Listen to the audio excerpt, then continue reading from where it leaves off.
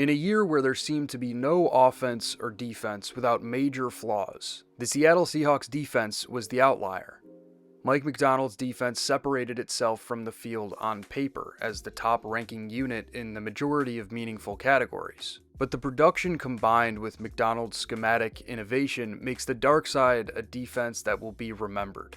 Seahawks tape is the only place in pro football where, on one play, you'll see an undersized nose tackle effortlessly drop his knee to hold the line of scrimmage against the run.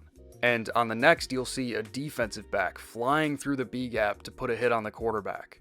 The dark side is unique among iconic modern defenses in its lack of any specialized player around whom the scheme revolves. Though you could argue that Byron Murphy fits that description, there's no Myles Garrett type pass rusher up front, no Darrelle Revis type lockdown corner out wide, no Earl Thomas type safety who can reach both sidelines from the post.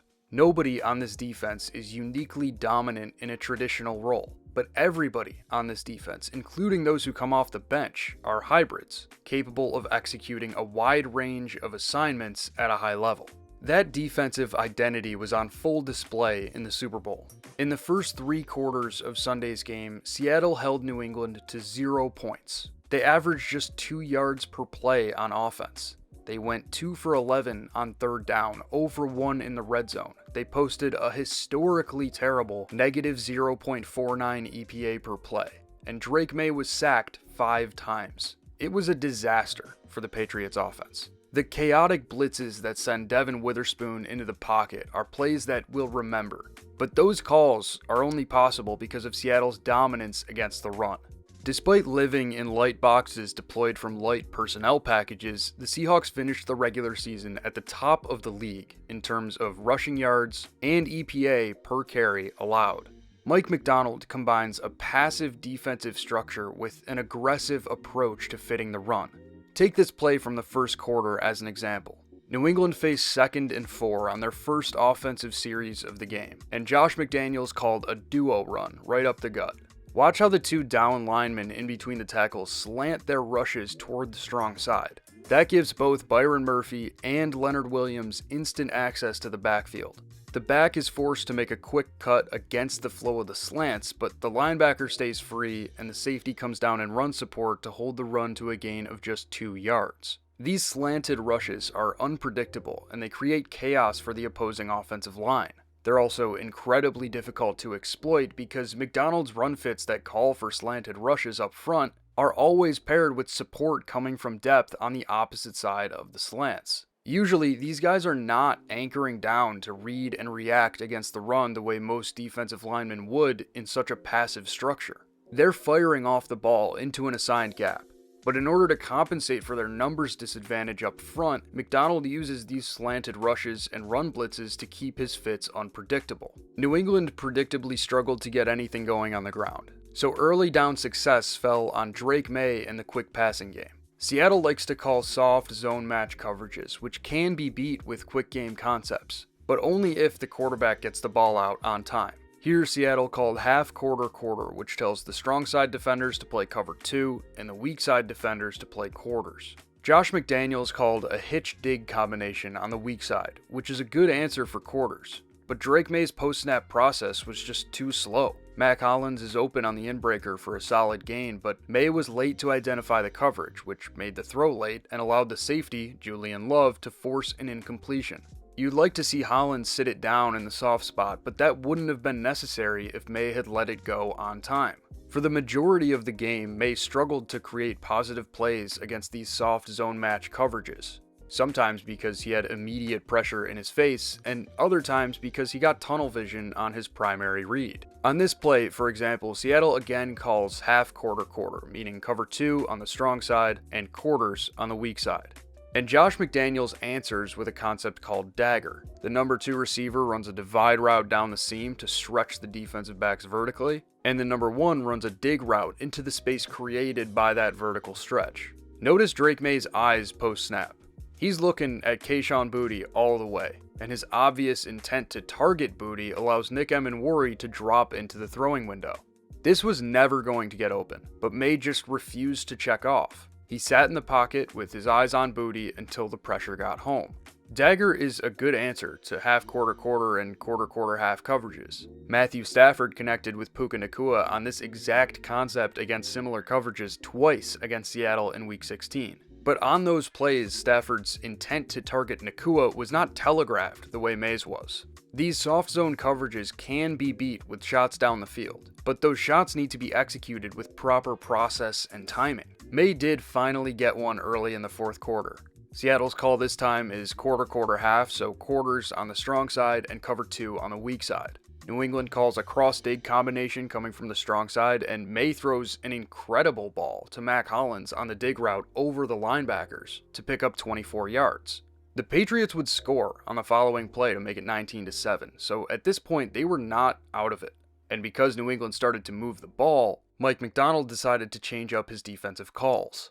When I previewed this matchup last week, I said that getting Seattle to ditch these soft zone calls in favor of more man calls was New England's best path to victory. Assuming the pass protection would be an issue, which it obviously was, New England's best chance to generate positive plays would be through shots down the field to isolated receivers against press man coverage.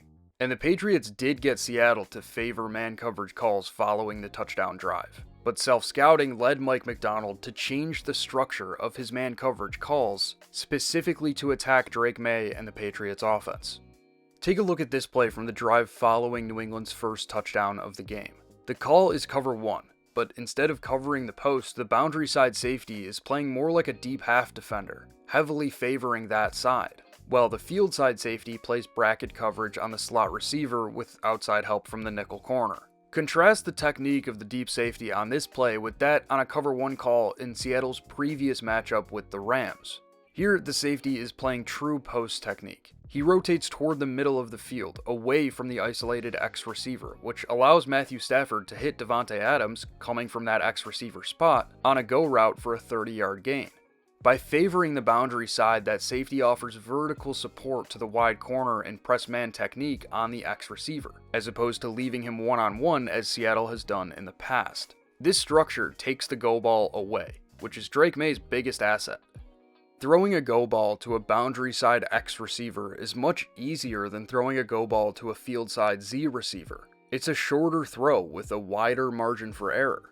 Seattle was comfortable leaving that field side Z one-on-one as long as the strong side X was doubled. And despite seeing this coverage structure multiple times in the fourth quarter, Drake Maye never attempted a go ball to the strong side Z against press man coverage. 2 plays after the one I just showed you, Seattle made the same coverage call. It's man across the board with a cone bracket on the slot receiver and vertical help over the X. Josh McDaniels made one of his favorite calls here, which is a cross-dig combination coming from the strong side with a deep post from the X. And it's not a bad call to attack this coverage. With the deep safety cheating so far to the weak side, the X should be able to win leverage when he crosses that safety's face. But the effects of Seattle's pass rush lead Drake Maye to throw an absolutely horrible ball. The pressure coming from his blind side makes Maye feel like he needs to climb the pocket, but he never resets his feet, and the ball is well short of the target. It ended up here when it should have been placed somewhere out here. The early down success Seattle enjoyed in this game against both the run and the pass allowed Mike Macdonald to break out some wicked blitzes that had Drake Maye in hell.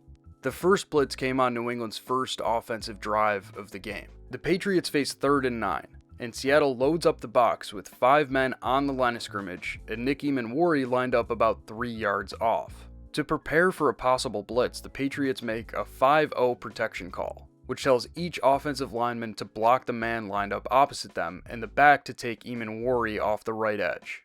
The problem with this call is that it doesn't account for Devin Witherspoon lined up in the slot. So when Seattle rolls into a cover 0 with Witherspoon rushing from the left side, New England has nobody there to pick him up. With no hot read available for Drake Maye, he has no choice but to throw it away on 3rd down. Witherspoon has an incredible sense for the timing of the snap. Rushes from a wide alignment keep him unaccounted for in the protection call, but it's the timing of those rushes that gets him into the pocket so quickly. And even on plays where the offensive line gets hands on him, he's still finding ways to get to the quarterback. Here, for example, Witherspoon is again rushing from the slot, so he isn't accounted for in the protection call. But this time, New England keeps a tight end in on a chip assignment, which keeps the right tackle, Morgan Moses, free. As the tight end chips the edge, Witherspoon gets picked up by Moses, but he hits Moses with a swim move and tracks Drake Maye down for a sack. This might be the best pass rush rep by a non-defensive lineman all season.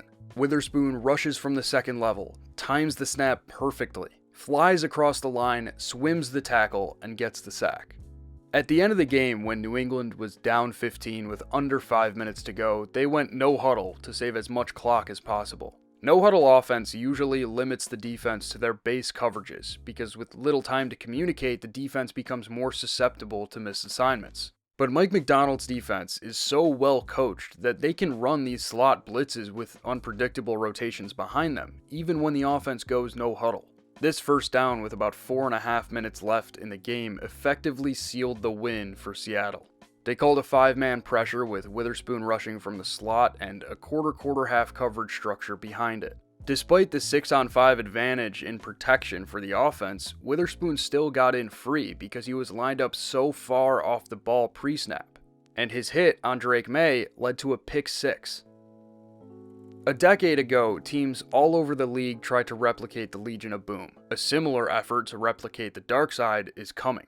But no matter how well coaches can copy Mike Macdonald's X's and O's, they won't find his Jimmies and Joes. This is a special group, and with only a few guys set to hit free agency, the dark side has a lot of good football ahead.